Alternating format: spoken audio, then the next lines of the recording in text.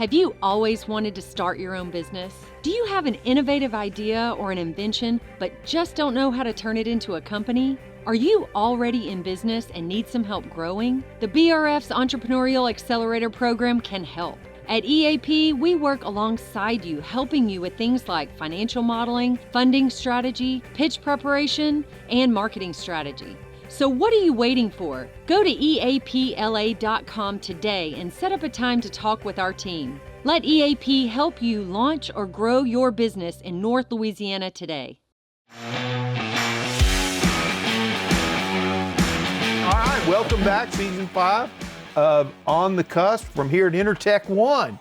Again, okay, for this season. Matt Snyder's back with me. We're back. And hey, I'm gonna tell you, this is gonna be an interesting conversation today because we've got Randolph Smith from Pinnacle Real Estate Advisors. And before we got started, man, I was learning a whole lot about what you do.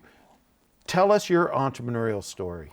Well, I first got my real estate license in 2007 when I was at SMU. The CEO and myself started at a independent boutique company. We shared a small desk in a executive suite that stared at a pole off 75, and it was very glamorous. And started in real estate when I was in college, just leasing properties, selling the occasional investment property to a friend's father, to my father, and just cut my teeth in the Dallas real estate scene. Wow. So, and this was right when the mortgage crisis happened, and so it was the best time to get into real estate. Now, are you from Shreveport? Yes. Born and raised here, fifth generation family, been doing business here since probably the 1860s, 70s. So what is Pinnacle? Pinnacle is a subscription-based or a cloud-based subscription platform that agents pay subscription fees for us to handle their back office support, but also for agents to empower them to keep 100% of their commissions. Now, how did you come up with the idea? I remember when, and this was probably, this might have been right before COVID or during COVID, me and you were talking somewhere, and you were Probably telling me right about after. it, and I was like, you were talking about, that you were going to do this. And it just made perfect sense. I was like, is that legal? Because if it's legal, it's a home run. It's been a long guarded, the real estate brokerage, from a firm standpoint, it's been kind of a long guarded barriers of entry cartel, this is the only way we can do it. And for the last few years, 5 or 6 years, you've had different, fintechs trying to kill agents, get rid of agents, do this, do that. Well, we believe at Pinnacle that without agents, there is no Pinnacle. And we feel that a lot of firms have just forgotten that, with all these antiquated financial setups they have with their agents. Because ultimately, if the agent's not out in the market selling, there is no brokerage. And brokers in other platforms look to I would say, nickel and dime their agents. Yeah. Whereas we're very transparent and we're very agent focused. We're very, if our agents are happy, we're happy. So our kind of mindset is provide agents with the top-notch service. When did you start this service? August of 2020. Right in the middle of COVID. We did. We launched August of 2020, and The model fits a time like COVID, though, pretty well. It does. We were going to the subscription-based model with, we have an agent office. It's more of an agent cafe. It's in downtown Shreveport at the Andrews Entrepreneurial Center. Mm-hmm. We moved in there December of 2021, I believe, and basically forced my way in with Jim, and love the building, love the vibe, but it's just what we were looking for. But we wanted a hub for agents to be able to come in. There are no walls. There are no, Right. there are walls. I've been there, man. You're just cubes around. Yeah, it's just ours is real wide open, and I never liked when my broker would shut his door. I know that's a weird thing, and I just was always like, I get you need to shut your door occasionally and take that personal time, or maybe you got to shut the door. But I was always like, my door is always open. And when we found this office, I just said, man, this is great. There is no door. There are no doors, and it's turned into our agent cafe. I work remotely. I'm wherever my laptop is where I can work. But I work remotely, so you might find me a few days in Little Rock, a couple of days in Shreveport, might So spend a let's few get days into in that. How Dallas. big are you? How many agents do you have? So we just hit 850 agents. a couple 850. days. How many states? 6 states. 6 states. Yeah. And you're doing that all out of. So we've got, from our corporate staff, we've got one in Bozeman, one in Dallas, or 2 in Dallas, 2 in Austin, 1 in San Antonio, 2 in Shreveport, and 1 in somewhere in Michigan. I'm sorry, Cole, I don't remember, but somewhere in Michigan.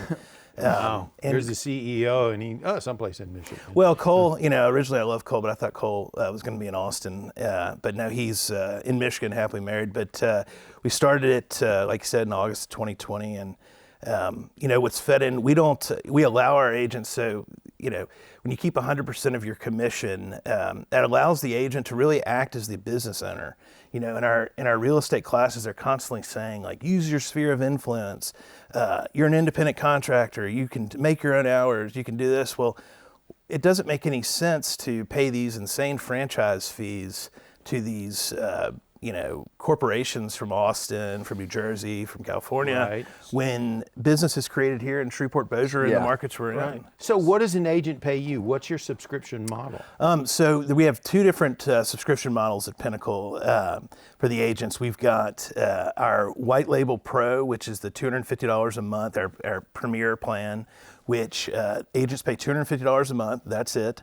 And we provide them all the back office support, compliance, brokerage support. We give them a caveat of tools that they can use. And we only believe in tools that we use that make the agent's life easier. We want the agent to be able to operate wherever they have signal. It could be, Bora Bora. And the agent in that pricing model, they can do 10 They could do transactions, or they can do 100. They could do $1 million. Recently we had an agent close a $3.5 million deal, and I believe we wired him, mid 6 figures. And So you're telling me that this agent's paying you $250 a month, and you're handling all the back office, and they're just out there selling. They do, and all of you can completely operate everything we do. You can operate from your phone, from receiving payments to collecting payments to just everything. And you're doing this all right here in Shreveport, headquarters here in Shreveport. Well, no, we're actually headquartered in Dallas. Are you? But yes, I'm in Shreveport. I run Louisiana, Arkansas, and North Carolina. I mean, and this sounds like what Uber did to taxi services. It did. Changed It the did. whole game. It did. I mean, this is like the real estate version. It did, and what it was is nobody was focused, I said that earlier, but nobody was focused on the agent happiness. Everybody was trying to get rid of the agent. Right. And what people don't realize is that real estate is relationships. And without agents, the agents are the one that have the relationships and know the model, know the market. Right. You're not going to find that on Zillow. Yeah, So absolutely. you know me well enough, and for good or bad, I'm known as a guy that wants to look at things differently sure. and change things, and some people don't love that. One of the many things I love about you. So what about the old school real estate guys? I mean, what does the pushback look like? It can be pretty intense because, you're coming in on their honeypot. I mean, Oh, yeah. They've built it this way forever. This is the way it's been done. That's This the way is the way it's it been should be done. And what's happening is you're starting to see nationally that agents are pushing back. They're saying, at the end of the day, clients use agents. Let's just use agent Matt Snyder, for example. Matt Snyder is with us at Pinnacle. As much as we would love for the client to say, I want to use Matt because he's at Pinnacle, there's no way they're saying that. They're saying, I'm using Matt because of the relationship I have with Matt. Yeah. And if Matt's at Pinnacle, I trust that relationship enough to know that he has my best intentions, where these old companies have made these agents feel that there's no other way to do real estate unless you go out on your own. You It's need so our expensive. name. Our name's what's The going to risk is too high. Okay, Yeah. you can't accept all that risk out there on your own, and you need us behind you. So to let's do go that. in that, because we have not dove into this a lot on this podcast. And this podcast is about how to get better in Shreveport and how to do better business. For sure. All right.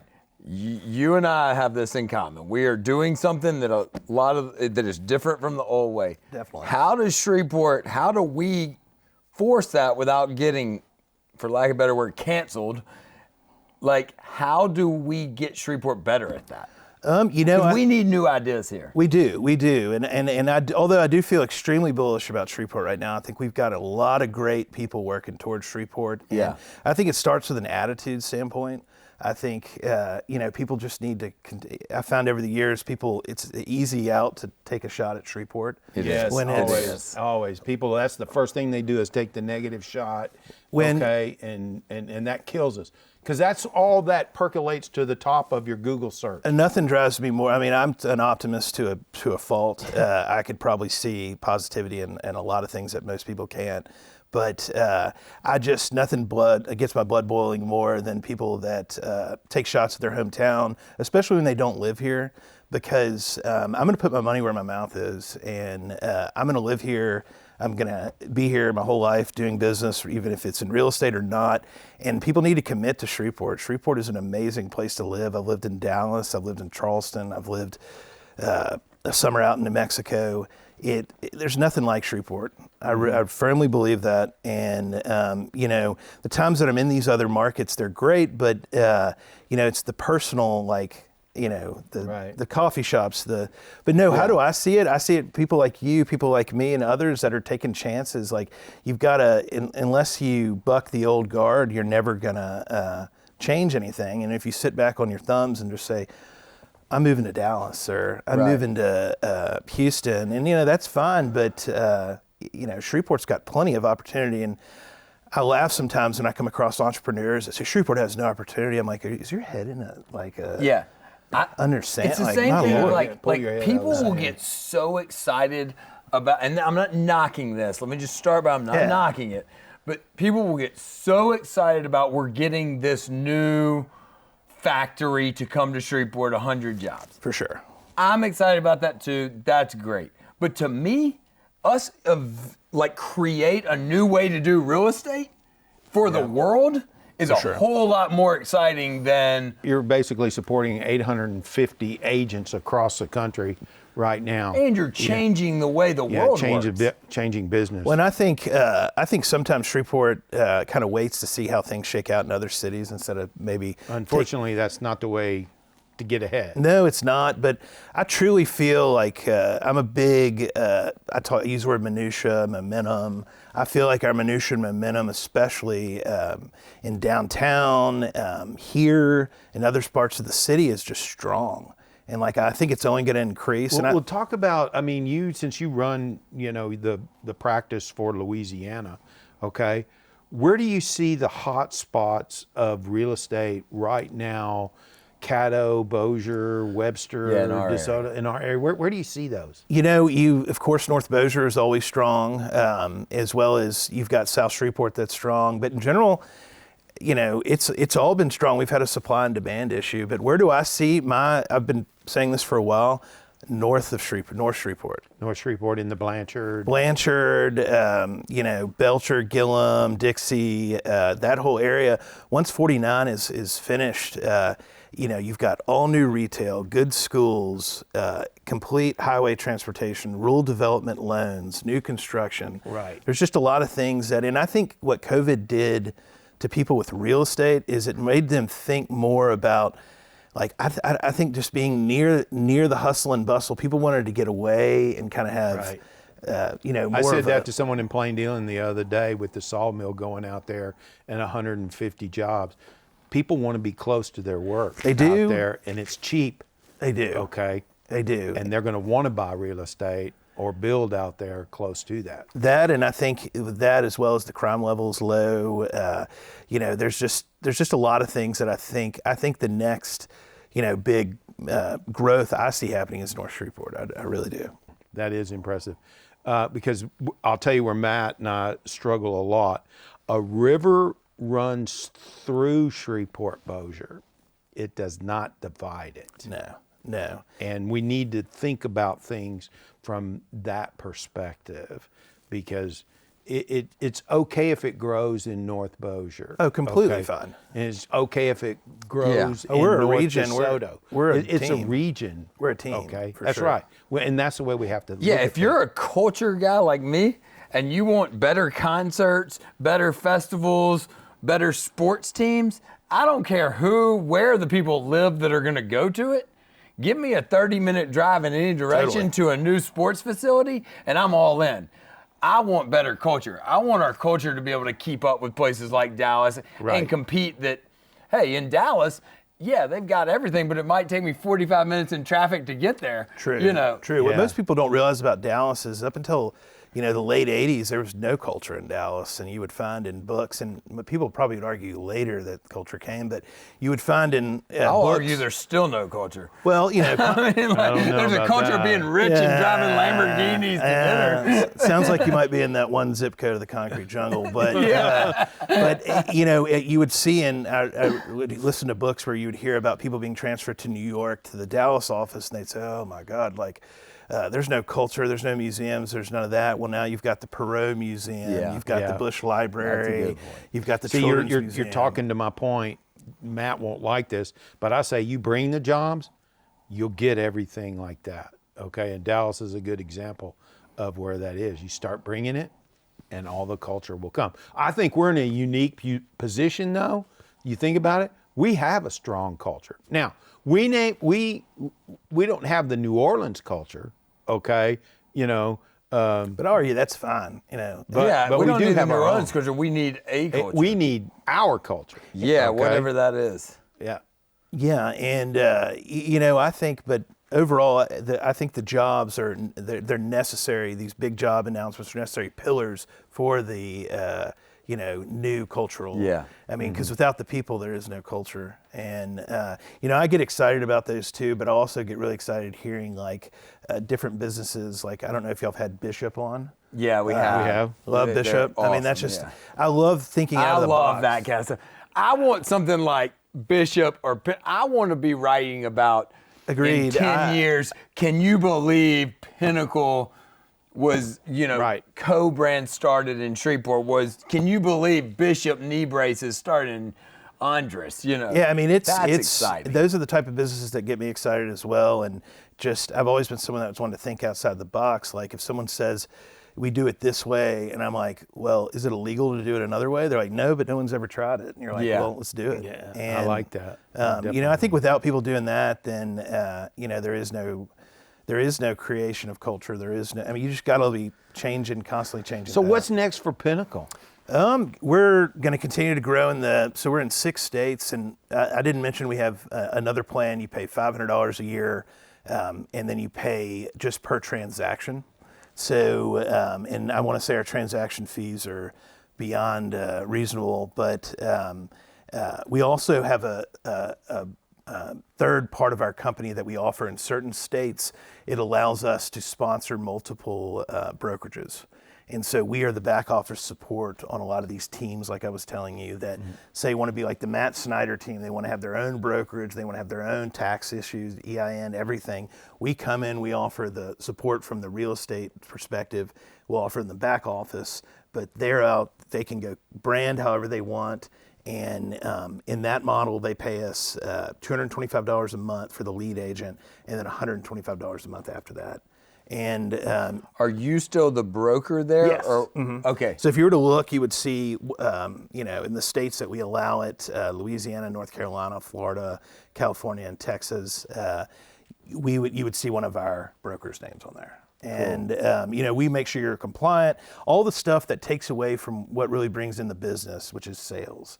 And so we're wanting to empower our agents awesome. to focus just on the sales, and the back office stuff, leave that to us. I know that's the stuff you hate doing, accounting, all that stuff. Right. Go out and do what's best. You go out, sell yourself, do what's best. And at the end of the day, it makes no sense that, let's just say, a house sale occurred in Southern Trace. I argue that a group out of Austin or one of the other New Jersey franchise operations, you're telling me that 7% of that commission needs to be sent to these operations. What did they do to create that business? Yeah. I mean, I'll tell you what they did. They said, "Keep going, man." Yeah, Thank you good so job. much. Yeah, And then they called their son. They got a couple of jet skis. I mean, it's and that's what Yeah. it is. And agents are finally starting to say, "Know what?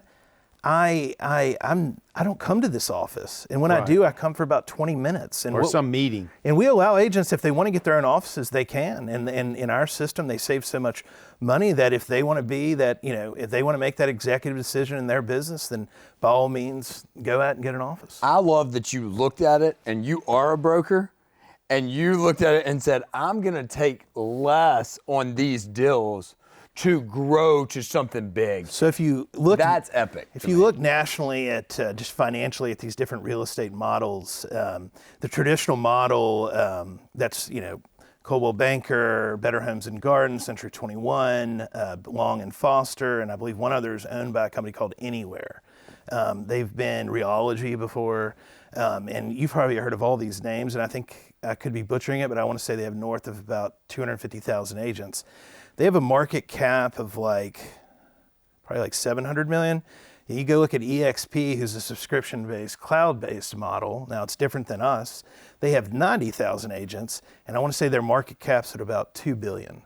So when it comes to valuing these real estate operations, we're a subscription-based, so we're going to get this subscription revenue model. Whereas, market goes up, goes down, it doesn't affect our model as much as we're not relying on the sales. Yeah, cool. And so it's when we first started doing it, people thought we were selling snake oil, and it's been. I think last year we added 490 agents, somewhere around there. How many agents do you have in Shreveport right now? In Shreveport, Bossier, I want to say we have about 117. Wow. That is impressive. We hope to keep adding every day. We've got agents in New Orleans, Baton Rouge, Lafayette, Lake Charles, and Monroe, and Ruston. Wow. And what we do is we'll come in, and so if you're an agent, let's just say, and I was listening to one of your earlier podcasts, and you talked about how wide Shreveport is. Yeah. So think about it as an agent. There's a lot of these. I run our Arkansas division, and you've got Northwest Arkansas. You got the hot pot. We talked Springdale, Bentonville, Rogers, Bella Vista, and I'm probably missing the other one. I can't remember the fifth, but you just got all that in there. Well, you've got agents that work that hour-long thing. Well, say your office is in, let's just use in Shreveport, your office is near Outback Steakhouse. When you're selling real estate in this market, I don't care what agent tells you, you're going to work Cross Lake to Benton to South Bossier to Stonewall now offices became even more obsolete. Right. And so you start saying, gosh, all this commission split, well, you've got this beautiful office, and you're like, God, I could come. Yeah, what good is that? I'm never in it. And our agent cafe is something you literally pull up. It's got you just turn your laptop on, connect to the internet. It's fully into the printer, and it's a spot for them if they need to get out of their house. But what most agents realize is agents are kind of like chameleons. They operate in their car. They operate at a coffee shop. They might. They're out. I mean, I've looked at offices at a time, and it's like, and what am I going to do with it? Well, and you find yourself saying, it's 2:00. I could do this. I think it's been broken since COVID nationally, but I think it used to be like you have to be at an office to be working. Yeah. You have to be there from 8 to 5. I don't even feel like people think that way anymore. No, I'll guarantee you the EAP team, if I said, hey, y'all work from home this week, okay. I mean, I find myself. I wouldn't see them. Yeah, no, totally. And I find myself, and I feel like y'all are very similar, you might work from, 7 to 9 a.m., then go do something from 9 to 10. Yeah, right. And then, but you're plugging in and out until, honestly, most entrepreneurs never really plug and out. truly, the fact that you turn can do so much on your phone now, I laugh at this all the time. You're really working 24/7 because 100%. something You comes really in are. and you're right there. Even this weekend, sitting there watching the football game, I was like, Oh yeah, doing things. And that's what's cool about, and I don't mean to interrupt, that's what's cool about our tools is that our agents, you can message anyone in our company, CEO, president, myself, anyone down on Sleeves Slack. And so say like you go out of town but you still want to be locked in, or say you don't want to be checked in. You just get out of our apps and you're not checked in. The last thing on earth we want to do is call or text our agents a bunch. Yeah. So, wow. This has been great, awesome. Randolph. This is thank y'all. impressive.